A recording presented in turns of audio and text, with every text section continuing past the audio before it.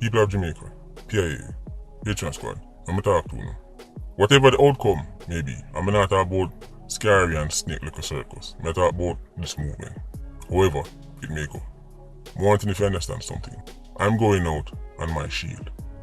At no point I want anybody listening to this to think that they can use any form of intimidation, whether it is violence or any kind of legal intimidation, to stop this movement. It's not going to happen. My country means the most to me. The future of my country means the most to me. Even if I have to become a martyr, so be the case. People live and die every single day.